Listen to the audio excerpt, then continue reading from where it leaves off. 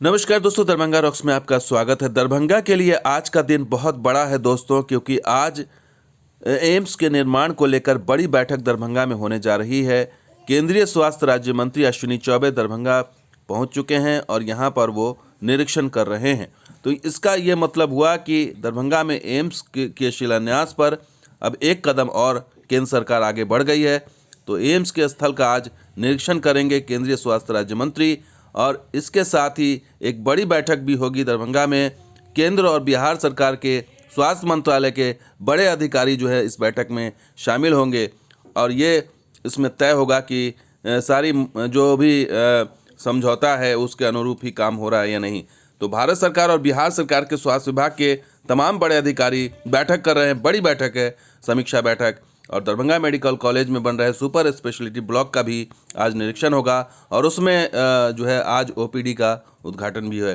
तो इस तरीके से ये आज बड़ा दिन है। लेकिन बड़ा सवाल दोस्तों ये है कि दरभंगा का जो एम्स बनना है, इसको लेकर के बड़ी शर्त ये है कि इसकी 4 लेन कनेक्टिविटी होनी चाहिए और इसको बिहार सरकार ने मान भी लिया है। लेकिन बड़ा सवाल यही है कि वो 4 लेन कनेक्टिविटी कैसे होगी एम्स से, क्योंकि जो अभी जो स्थिति है वो डीएमसीएच में वो बिल्कुल शहर के बीचों बीच है, बेता के पास, और यहाँ पर पहुँचना आसान नहीं है। जाम है, बीच में इतनी घनी सड़कें हैं और घनी आबादी है। इस तरीके से यहाँ पहुँचना आसान नहीं है। इसलिए 4 लेन कनेक्टिविटी पर बहुत सारे सवाल थे कि आखिर ये 4 लेन कनेक्टिविटी कैसे, कहाँ से निकाली जाएगी। क्या दोनार होते हुए जाएगी या शहर के बीचों बीच कोई फ्लाईओवर बना दिया जाएगा? ऐसा नहीं है दोस्तों, क्योंकि जो खबर आ रही है उसका एम्स का जो 4 लेन का कनेक्शन है वो सुपर एक्सप्रेसवे जो बनने जा रहा है, बिहार का पहला एक्सप्रेसवे, ग्रीन को एक्सप्रेसवे, वो उससे कनेक्शन है इसका एम्स का। और वो कैसे है ये आज इस पूरी रिपोर्ट देखिएगा, इसी में समझ में आ जाएगा कि आपको एम्स अगर पहुंचना है बगैर किसी जाम के और फर्राटे भरते हुए तो वो कैसा रास्ता होगा, पहले ये समझ लीजिए। और ये सुपर एक्सप्रेसवे जो बनने जा रहा है, औरंगाबाद दरभंगा एक्सप्रेसवे, 270 किलोमीटर के आसपास का ये एक्सप्रेसवे होगा। तो 200 के आसपास का 200 सवा 200 के आसपास का ये जो है वो पटना गया और औरंगाबाद को जोड़ेगा दरभंगा से। तो इस तरीके से ये एक्सप्रेसवे नए द्वार खोल रहा है नॉर्थ ईस्ट के, झारखंड, छत्तीसगढ़, ओडिशा के लिए। और वो कैसे, वो इस तरीके से होगा कि जो नॉर्थ ईस्ट के लिए जो कनेक्शन है वो ईस्ट वेस्ट कॉरिडोर का, उसको बेसिकली जोड़ना है कोलकाता दिल्ली जीटी रोड से। जी हाँ दोस्तों, ये अहम चीज़ है कि अगर आप इन दोनों हाईवे पर हैं और आप इन दोनों को इंटरचेंज करना चाहते हैं तो ये दरभंगा औरंगाबाद एक्सप्रेसवे बहुत बड़ा सेतु बनेगा। और ये कहाँ से शुरू होगा ये आपको बता देते हैं। नॉर्थ ईस्ट वेस्ट कॉरिडोर में नवादा बेला ककरघट्टी के पास से ये खुलेगा रास्ता, और ये रामनगर ग्रिड जो लहरियासराय के पास रामनगर ग्रिड से होता हुआ ये समस्तीपुर चला जाएगा। बीच में बीएमपी पड़ेगा, तो यहीं बीएमपी के पास ही इसको कनेक्ट करना है। तो इस तरीके से इस तरह से जुड़ जाएगा एम्स, यानी कि जो रेलवे पार्क की जो ज़मीन है एम्स की, उसको कनेक्ट करके इस तरफ 4 लेन से जोड़ा जाएगा, जो एक्सप्रेसवे से जोड़ा जाएगा। इस तरीके से आना आसान हो जाएगा ईस्ट वेस्ट कॉरिडोर से, और औरंगाबाद एक्सप्रेस से जुड़ाव हो जाएगा तो एम्स तक पहुंचना आसान हो जाएगा। साथ ही सबसे बड़ी चीज़ ये है कि जाम से झंझट से मुक्ति मिलेगी, और अगर कोई शहर के बीचों बीच ऐसे भी आना चाहता है तो वो इस 4 लेन का लाभ उठा सकता है। तो ये बहुत बड़ी चीज़ मिलने जा रही है दरभंगा को।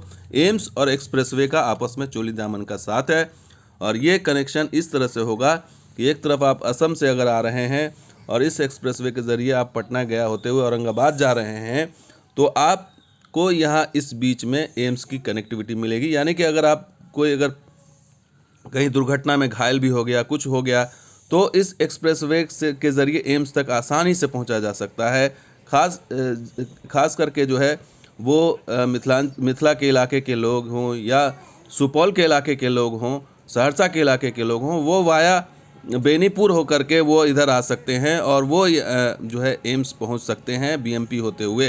तो ये बड़ी चीज़ जो है सामने आ रही है कि दरभंगा ईस्ट वेस्ट कॉरिडोर का जो जुड़ाव है वो एम्स से वो कुछ इस तरीके से हो जाएगा। लेकिन इससे भी बड़ा सवाल ये है दोस्तों कि यहाँ पर जो एम्स बनने जा रहा है उसका उसका जो फ़ायदा है वो बेसिकली फ़ायदा दरभंगा को एज ए रिंग रोड मिलने जा रहा है।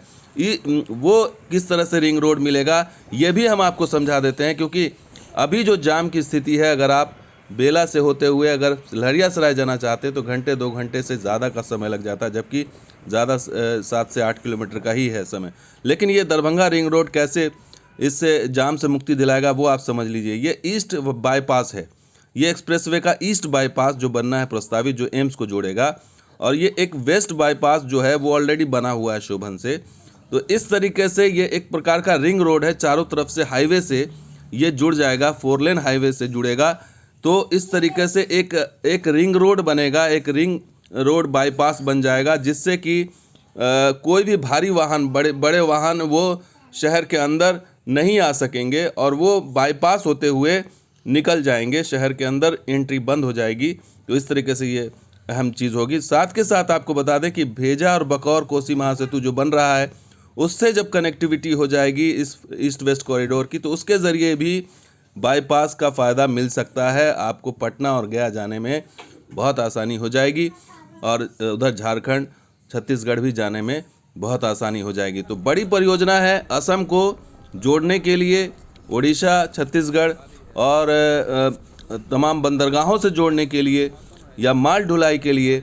ये बहुत ही महत्वाकांक्षी केंद्र सरकार की परियोजना है जिस पर काम चल रहा है और इससे जुड़ा है एम्स का भविष्य, एम्स का वजूद, जो दरभंगा में आज बड़ा दिन है। मंत्री जी आ रहे हैं और शिलान्यास का हो सकता है कि डेट भी अनाउंस कर दिया जाए। तो ये बड़ी चीज़ दरभंगा के लिए है और उम्मीद है कि आपको एम्स और एक्सप्रेसवे का जो कनेक्शन है वो समझ में आ गया होगा। तो दोस्तों ये वीडियो कैसा लगा जरूर लाइक कीजिए, शेयर कीजिए, कमेंट कीजिए, सब्सक्राइब कीजिए। कुछ और वीडियो के साथ हाजिर होंगे। आप देखते हैं दरभंगा रॉक्स और हमारा सहयोगी बिहार शॉर्ट भी। शुक्रिया, धन्यवाद, जय हिंद।